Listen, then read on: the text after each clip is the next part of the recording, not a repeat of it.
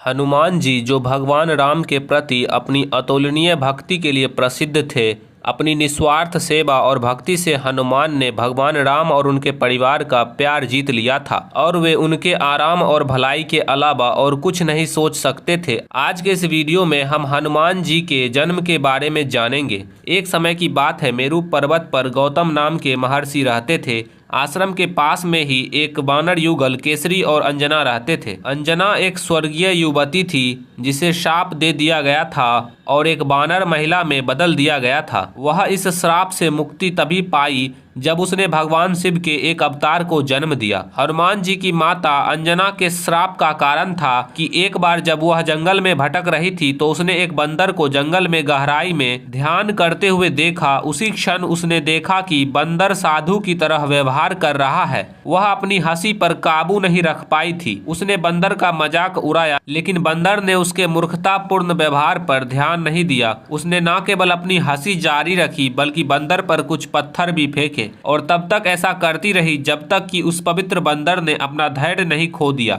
उन्होंने अपनी आंखें खोली जो क्रोध से चमक उठी और वे वास्तव में एक शक्तिशाली पवित्र संत थे जो अपनी आध्यात्मिक साधना करने के लिए एक बंदर में परिवर्तित हो गए थे। उन्होंने क्रूर वाणी से अंजना को श्राप दिया कि उसने एक ऋषि के ध्यान को भंग करने का दुष्ट कार्य किया है और इसलिए उसे बंदर का रूप धारण करने का श्राप दिया गया और वह श्राप से तभी मुक्ति होगी जब वह एक शक्तिशाली पुत्र को जन्म देगी। उसके बाद अंजना को समर्पित प्रार्थना और शिव को बिना किसी भोजन या पानी के ध्यान ने जल्द ही उसे फलदायी परिणाम दिए। भगवान शिव उसकी प्रार्थना से प्रभावित हुए और उसे एक पुत्र का आशीर्वाद देने की कामना की जो अमर होगा। दूसरी ओर एक दूर के राज्य में अयोध्या के राजा दशरथ एक धार्मिक अश्वमेध यज्ञ कर रहे थे ताकि बच्चे का जन्म हो सके, जिन्हें भगवान अग्नि द्वारा एक दिव्य मिठाई का आशीर्वाद दिया गया था जिसे उनकी 3 पत्नियों के बीच साझा किया जाना था। और वायु देवता भगवान शिव के निर्देश के तहत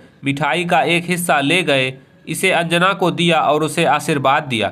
अंजना ने जल्द ही दिव्य मिठाई खा ली और तुरंत ही वह शिव के आशीर्वाद को महसूस किया। वायु ने अंजना को बताया कि वह जल्द ही ऐसे बेटे की मां बनेगी जिसके पास बुद्धि, साहस, जबरदस्त ताकत, गति और उड़ने की शक्ति होगी।